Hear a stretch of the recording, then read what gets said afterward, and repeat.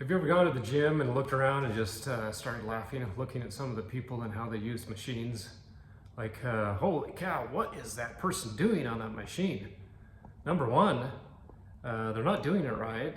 Number two, they're not being efficient. Number three, they're probably going to get hurt doing what they're doing. Um, yeah, what if you found a guy, watched somebody that had been working out for a few weeks, you kind of watched what he was doing, and he noticed was only working one side of his body at a time.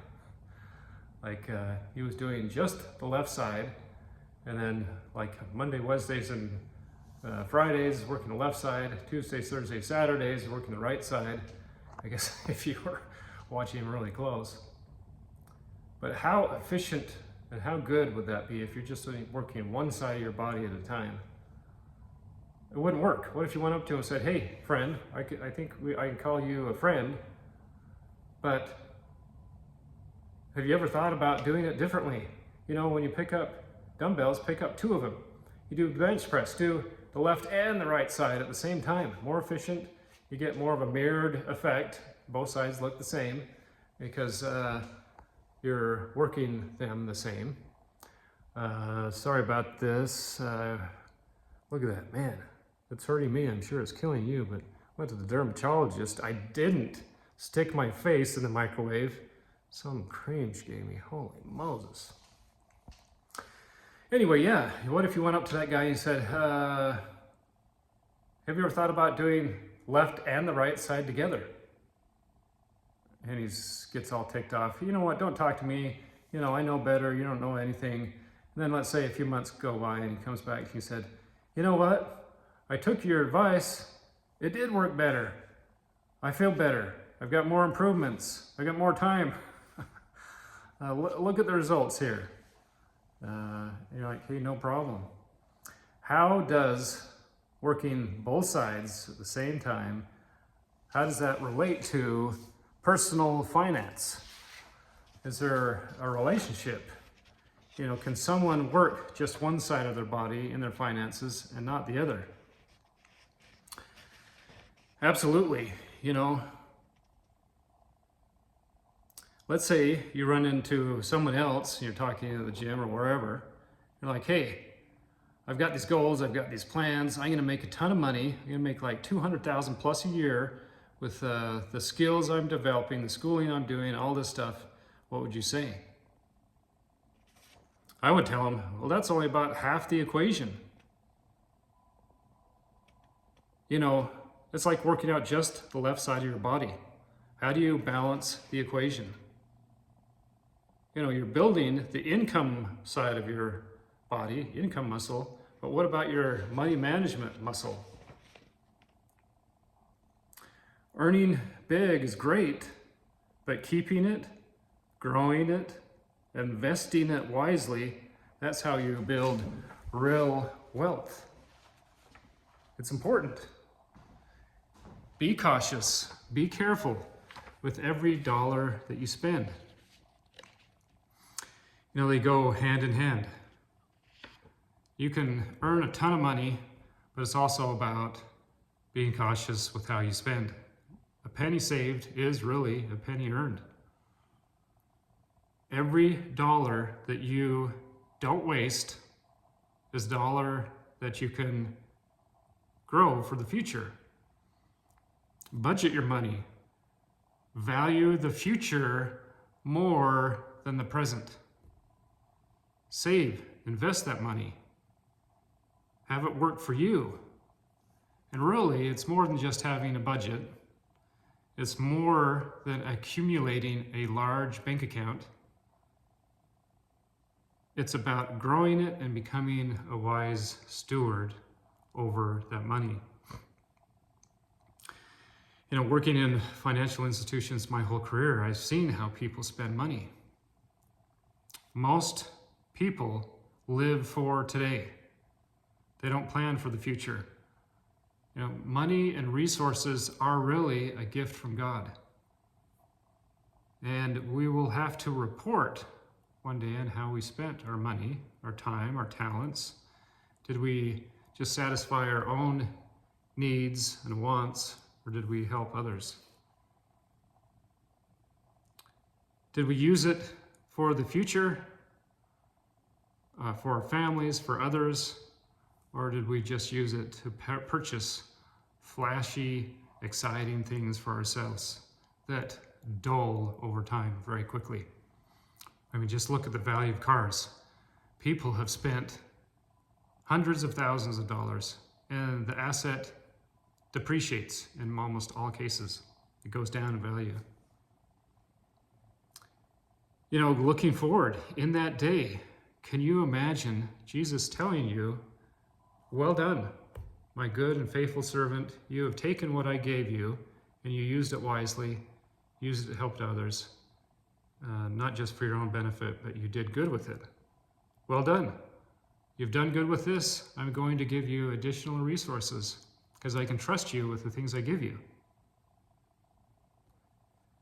Money is really a test from God. You know, how are you going to use it? What are you going to spend it on? Who are you going to help? What are you going to do? I mean, look at where money falls on your list of values and priorities. Would you do anything for money? Are you unwise with money? If so, why would he trust you with any more? You know, my mom grew up in Burley, Idaho. She was part of a farming community. Very wise people that have to be very cautious with the resources. What if, though, you had an unwise farmer that says, you know, I'm going to eat and sell all of this year's harvest and save nothing to plant for next season? What would happen? He would be done. He'd be out of business. A one-year farmer. One season for pleasure and nothing left. And yet, that's how a lot of us live. You know, spend it all, planning for nothing. You know, God will provide. God gave us this. You don't have to worry about tomorrow. He even tells us that in the scriptures. You know, if you really have that philosophy, that thinking in mind, you are overdue for a dose of reality. A knock on the side of the head saying, this is not how things work.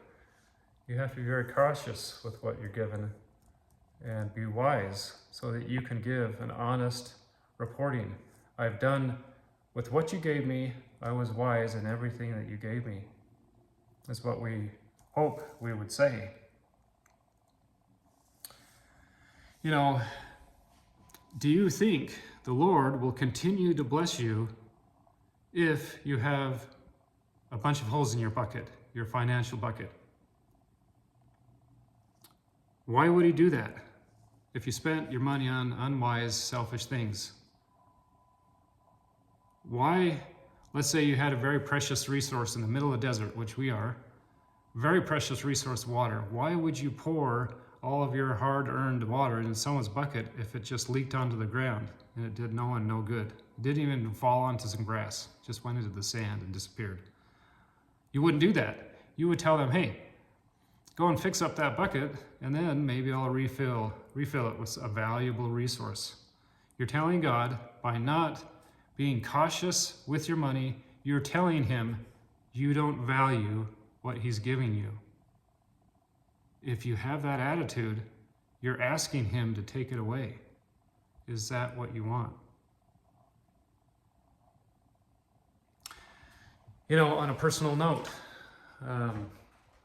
I've been kind of walking around this house. It is a new house for us.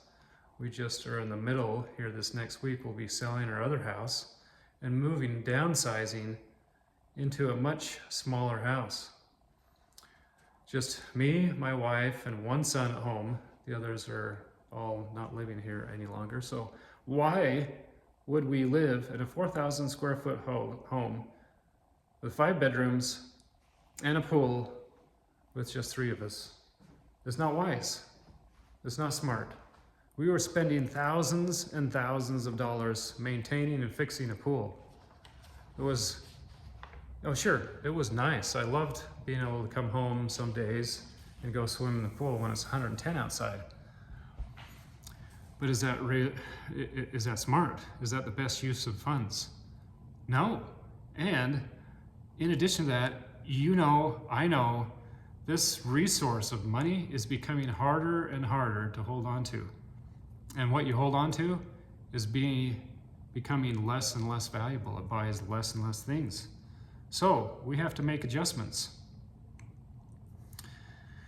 You know, it's very important. In the new house, I won't take you down there, but we'll be living in one bedroom, my wife and I, and one other bedroom upstairs. The basement has 3 bedrooms and 2 baths. It's fully self-contained, walkout basement, full kitchen, we'll put a laundry in. We can rent that out for $2,000 a month. So we're going from a place that was draining our bucket to something that could add to what we're trying to accomplish and prepare for the future. So it's not about how much money that you make, it's how much you grow, invest, and save your money. And there's a lot of people that make a lot of money and then still have nothing to show for it. It is time to reassess everything that you spend your money on. Simplify your life. Reduce your expenses. It's not about making more. It's about managing better. Ask yourself, am I guarding and building my health for the future, to prepare for the future? Am I spending my time wisely? Am I scrolling or building? Am I using my talents for gain or for growth? How am I handling my money? Spending every dollar or planting seeds for the future? You know, you have a choice. We all have a choice. You can live for today and run out tomorrow, or you can live for tomorrow and have freedom for the rest of your life. Be the wise farmer. Be the faithful steward. Start budgeting like your future depends on it, because it does.